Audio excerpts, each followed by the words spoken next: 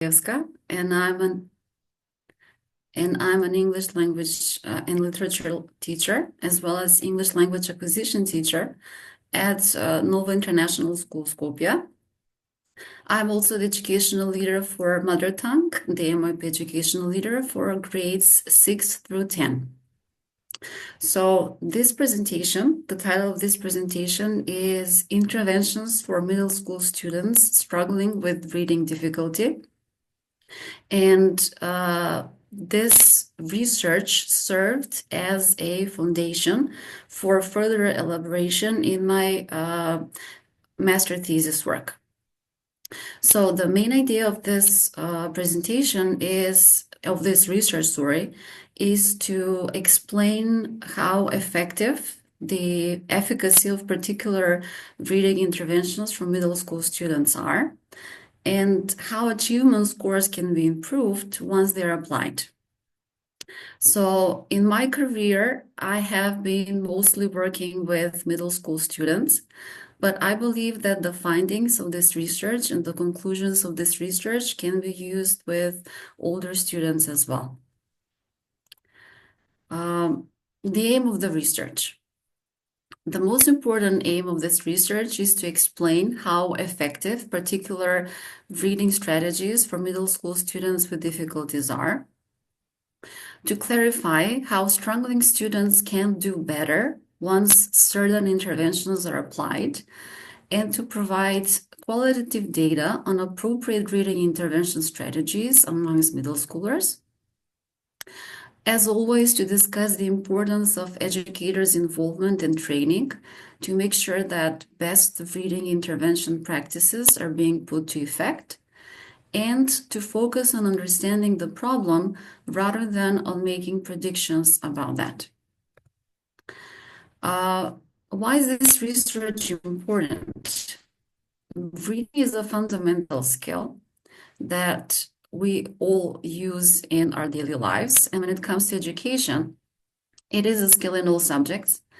And therefore, students with reading difficulties may progress poorly in most school subjects. Now, what I see on a daily basis is students struggling with a certain difficulty. And since I'm observing other teachers' classes as well, I see that happening in many subjects, not necessarily only core subjects in my school. Now, the most important thing for me as an educator and as a human being as well is that the lack of competence in reading may have negative consequences on students' later roles in society and in their career.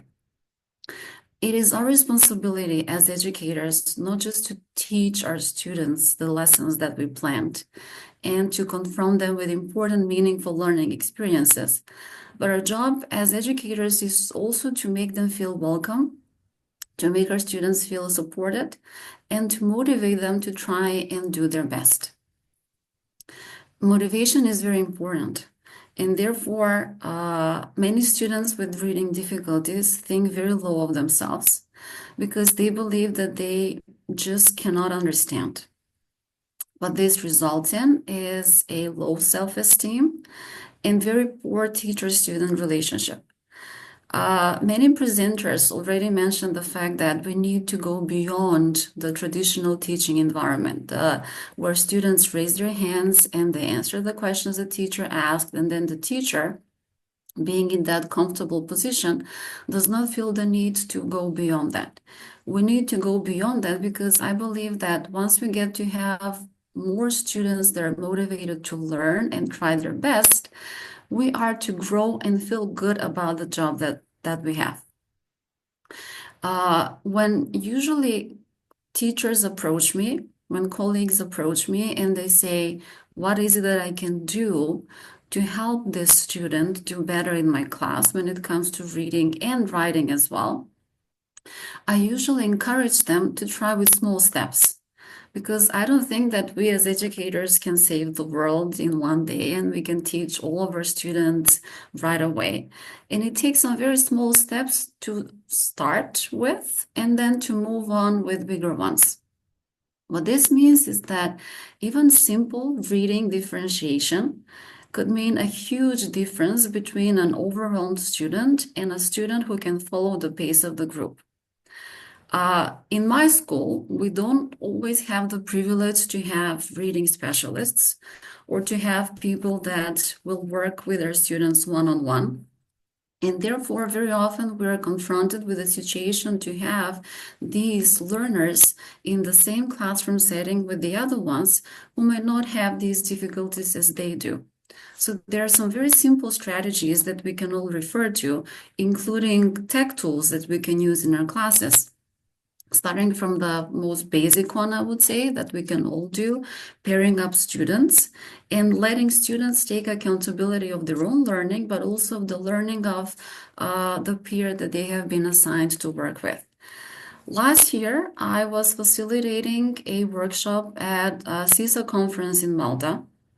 And in that CISA conference, and in that particular, the topic of that particular workshop was the UDL framework, as well as the use of tech tools. And I shared a few simple tools with a colleague of mine that teachers can use to differentiate in the classroom when it comes to reading and as well as writing. Like, for example, using Rewordify as a text simplification tool, or using Toontastic. This works for younger and for older students, for example, or using these mapping, debating tech tools that all students can take part in. However, I also highlighted the importance of the educator in the classroom because we're the ones that need to explore and we're the ones who need to learn and grow, and then to pass on that knowledge and even the use of the application itself to teach our students how to do that. Key questions that were the focus of this research. How or to what extent certain reading interventions were effective in enhancing reading competence among middle school students with reading difficulties? You'll get to see in one of the next slides that I used interviews with teachers, colleagues of mine working at Nova International School, but also teachers working at language schools in Macedonia. Then the next question, why should each reading component, because this is about reading interventions. However, I don't find reading as an isolated skill, but I find reading as a skill that is connected to all other skills that we get to tackle on in our respective classes. So whether taught separately or I always teach it in combination, be approached systematically and purposefully. And I know that the answer to this question is yes, because we need a systematic approach and we need a purposeful approach so that we can teach the skill. What makes reading differentiation effective? What kind of learning environment do struggling readers need? Do they need to get isolated from the group, or they need to learn and get an opportunity to practice within the group that they're at? Who has the power and holds the obligation to provide thoroughly planned opportunities for struggling readers to improve the skills? I used data collections in a reality setting constructed by participants who implemented interventions in reading amongst learners with difficulties. My goal was not only to go and observe the classes of English language teachers. I also observed the classes of science teachers, the classes of individual and societies teachers. I also observed the classes of math teachers, dance teachers, and design teachers, because according to the program that we have in our school, they need to do projects that are very much related to reading and doing research and presenting end product, for example, a presentation in the end that shows the knowledge that they gained. I used specifics to get to a wider definition and conclusions on intervention practices that are being behalf. I had the 10 educators at Nova International School Skopje and a language school in Skopje. I used their observations, I used their reflections, I used their knowledge, I used their practices, and I also asked them to do some surveys related to how motivated their students were and how well they could understand the specific classes topics that I was there to observe. I always believe in being prepared. And for these interviews, I had ready-made questions prepared, but I also had probing questions that I believe because I wanted the participants in this research to feel like they are talking to someone who understands them. They are answering questions that come from the very conversation that I had with them. And then, of course, I use the content analysis to analyze the collected data. Now, what are the findings of this research? Everything starts with timely identification of the reading difficulty and determining the type of intervention needed. I find these to be very two crucial components in the delivery of this assistance. Now, very often the struggle that we have in my school is, and I believe it's not only the school that I work at, is that sometimes, in some cases, parents do not respond positively to the opinion of teachers that perhaps some diagnostic testing or assessments need to take in place. Even though we do have standardized one, we do have a few that we can use without parents' consent. And therefore, we need to think together as a team, what is it that we can do to help the student for whom we suspect, for the student whom we manage to test like everyone else, in order to help the student thrive, to help the students do better. Ignoring the problem is not helping anyone. It's not helping the student, and for sure, it's not helping us as educators. Explicit instruction is very, very important. Instruction on what the expectations are and what the expected level of engagement is. In order to gain confidence and to motivate our students, we need to demonstrate strategies that will help our learners struggle through the text rather than assign a great number of worksheets.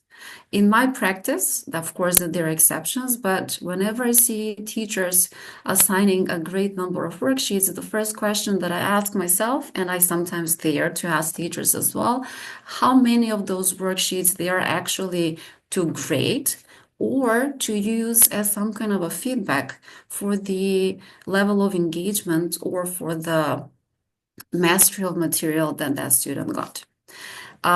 It's all about student engagement.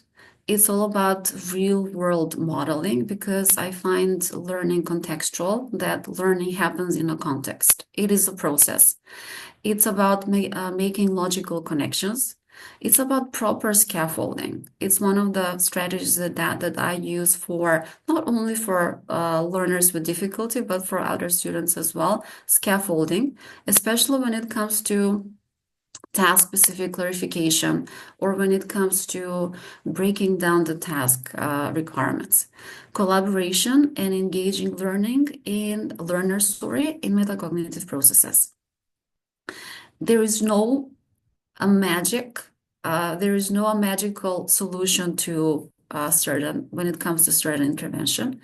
It's requiring more than one model of intervention and more than one traditional learning environment to learn and grow in reading and metacognitive skill.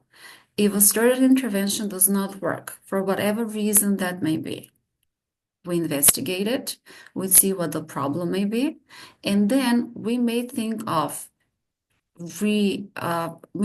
adjusting it to suit the learner's needs, or we go on and investigate another model of intervention in order to help the students. And what were the conclusions of my research? Reading interventions are as much effective in enhancing reading competence among middle school students with reading difficulties as delivered in the appropriate way to a targeted group of learners. In a differentiated classroom, students should be provided with opportunities to make sense of the new information, to engage with it, and to show how much they managed to learn. What I mean by this is that students may be provided with, depending on the lessons that we have and the tasks that we have. A simple graphic organizer may be one opportunity so that we see how students made sense of the new information. The use of, for example, KWL chart is another way or another opportunity to see and to see also check what the background knowledge of the student is. Mind maps. I'm a huge fan of mind mapping activities as an opportunity for students to show their thinking process, what they're thinking about, what did they understood from the video that I presented them with. One of the recent activities I did was a reading theater, and I combined this opportunity, learning opportunity, with a podcast. We used a text that was actually written by one of my students, and then through practicing pronunciation, through practicing role play, students really got into playing it as games. I really find games to be equally important as opportunities because they also teach students a lot of skills. And through playing the roles and paying attention to pronunciation, and then gaining more confidence, students really enjoyed this opportunity to learn. The choice of the intervention should be related to the skills from which educators have reasons to believe their students would benefit.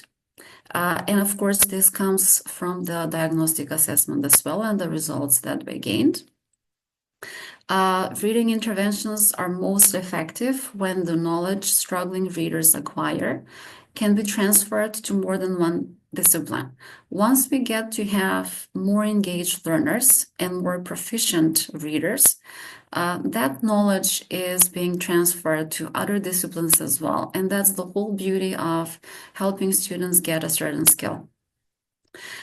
Who is the responsible one? All educational stakeholders, meaning starting from the school administration, and then, of course, the teachers.